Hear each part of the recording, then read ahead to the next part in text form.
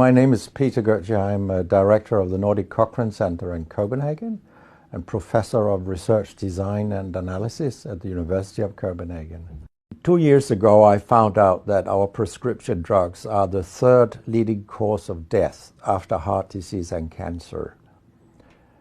Our drugs kill around 200,000 people in America every year, and half of these people die while they do what their doctors told them.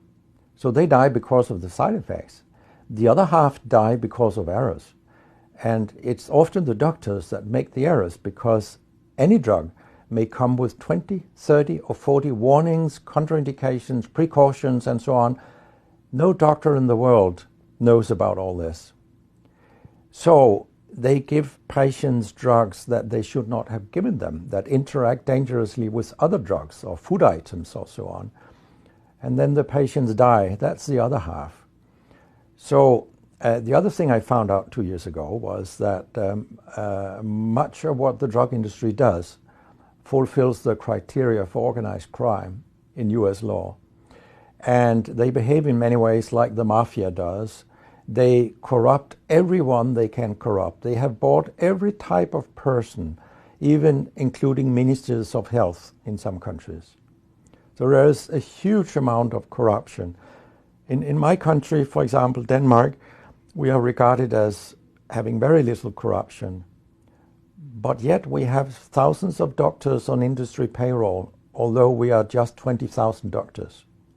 So this is an effective kind of corruption. The drug industry buys the professors first, then chiefs of department, then other chief physicians and so on. They don't buy junior doctors. So when several thousands are on industry payroll, it's really, really bad. And that's why I wrote my book, Deadly Medicines and Organized Crime, How Big Pharma Has Corrupted Healthcare. I hope to convince patients not to take so many drugs, because so many die from the drugs they take.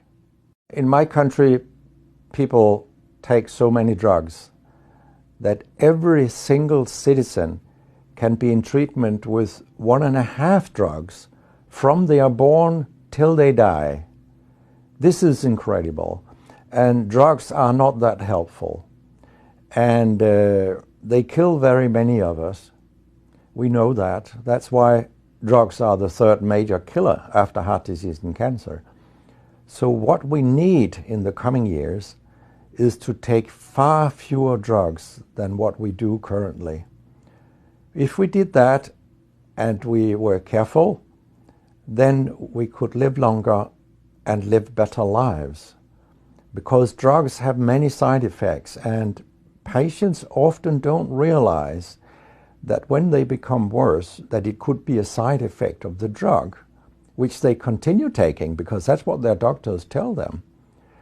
So when I was a specialist in internal medicine, what I very often did was that I stopped a lot of drugs, particularly in elderly people, and it's quite revealing to see a bedridden elderly person come into your ward, and when you stop the drugs, I mean, that person becomes many years younger. And many of these drugs affect the brain, and old people tolerate that very, very badly. They fall, and when they break a hip, 1/4 of them die.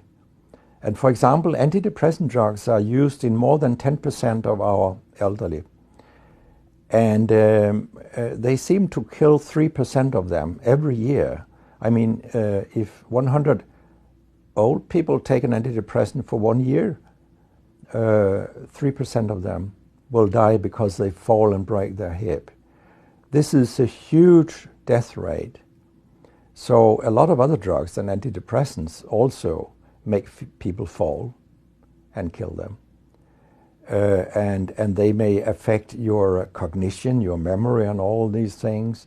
And then they interact in ways that we know almost nothing about. Very many elderly, they take more than 5 drugs a day. And we actually don't know how these drugs interact with each other. What we do know is that all drugs have many effects in the body, and some of them interact also in their metabolism. so that you can get a too high concentration of a drug if you take other drugs simultaneously. So we make a lot of harms that we don't even recognize. I have a pretty colorful collection of things people have called me during all these years. And sometimes journalists have asked me, why do you always look up controversy? And my reply is, I don't. Controversy looks me up, because it's not popular to tell the truth in healthcare. You will get a lot of enemies, because a lot of people make money on false premises, doctors and industry alike. And our drug regulators and our politicians, they are on board on this wagon. So very few people are independent of money in healthcare.